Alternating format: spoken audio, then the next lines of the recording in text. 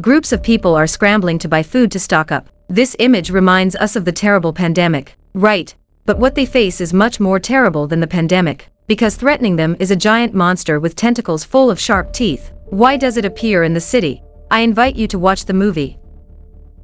In Bridgeton, Maine, the artist David, his wife Stephanie, and their 8-year-old son Billy take shelter from a huge thunderstorm, which results in a lot of property damage the next morning. Surveying around their property, Billy discovers damage that has been done to their boathouse by their neighbor Brent's tree. While inspecting the boathouse, the family discovers a mysterious mist hovering over the lake in front of them, which seems to be coming from the mountain across. Yet they didn't give it too much of a thought and continued on. David goes to talk to his neighbor about trading insurance information to cover for the repairs on the boathouse. In that talk, he discovers that Brent's car got crushed by another tree during the thunderstorm, and as a favor he drives Brent to the town with his son in the back seat. On their way into town, they drive by a few suspicious military vehicles going the opposite way of them. After the devastating storm last night, a lot of people went to the supermarket to buy groceries. Amongst them are David, his son, and Brent. Suddenly the sound of sirens can be heard as military vehicles and police cars rush by the store. An elderly man by the name of Dan Miller comes running into the store with a bloody nose,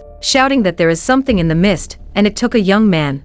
People thought him to be crazy. Now slowly but steadily a mist starts surrounding the store, and a sudden earthquake appears, putting all the people in a panic. People are reluctant to leaving the store after what just happened, but one woman goes on about having to see her daughters. She left them alone, letting the older one, who is 8 years old, babysit the younger one. She is worried about them since the older one sometimes forgets to check on her sister. Since no one would accept to accompany her, she decides to leave alone and go into the mist, where she was not seen again. Groups of people started forming which would talk about good old times in an effort to calm down. In search of blankets for his son, David was told to look for them in the logging dock by the store manager Ollie Weeks. Once he enters the dock through the back door, he discovers a malfunctioning emergency generator creating a lot of smoke and decides to turn it off. In the silent darkness, David suddenly hears a weird noise coming from behind the garage door, as if something were pushing against it. When he goes back inside to tell a group of local men about the noise, they didn't believe him, but rather decided on opening the door in order to fix the generator. He started arguing with the locals, saying that it is not safe out there.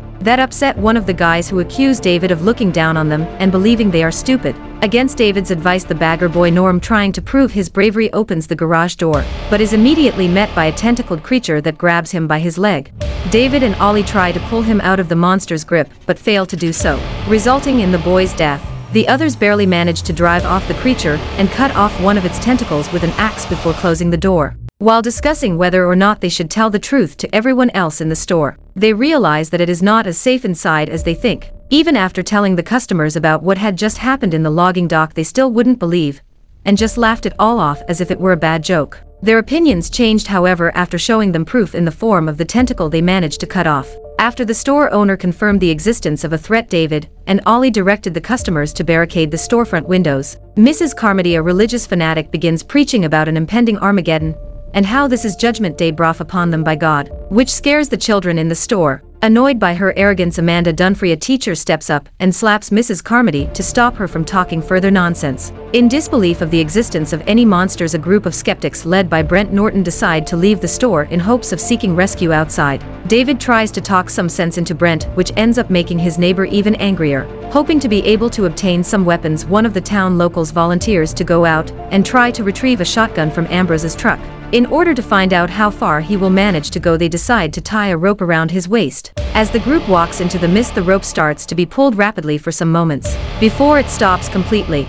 With silence and fear filling the room, David starts pulling the rope back inch by inch, already expecting the worst. At one moment, blood started appearing on the other side of the rope, revealing at its very end merely the lower part of the biker's body. The whole store gasped in awe, shielding the children's eyes from the horror they've just witnessed. Now that the people have seen proof, they start taking the threat seriously. In preparations for the night, some people put up lights all over the store, believing that the lights might scare the beasts away. Sadly, that trick only ends up attracting the creepy, enormous flying insects. Slamming against the glass enough times, they manage to break the glass and swarm the store. Everyone starts panicking and running from the creatures, but some of them did so in vain. One of the wasp-like creatures flew directly into the store clerk Sally, stinging her in her neck. In the ensuing panic, 2 people are killed by the insects, and another is burned to death in an attempt to incinerate the creatures. Sally's death left one particular man grieving. Jessup, who had just admitted his feelings for her a few minutes prior. Mrs. Carmody perfectly described a scene from the Bible that replicates this exact incident, and in the chaos is miraculously spared from an insect,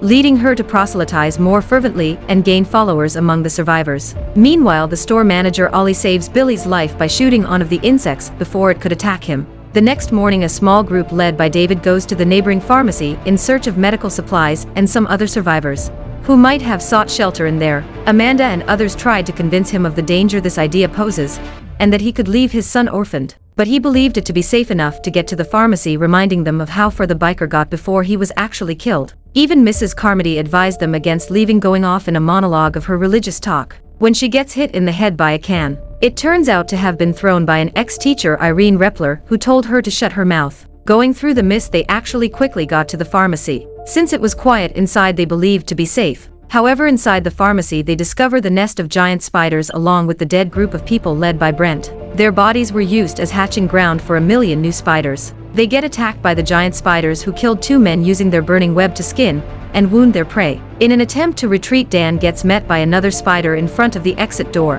which he brutally stabs using merely a stick. Luckily, the rest of the group get back to safety inside the store.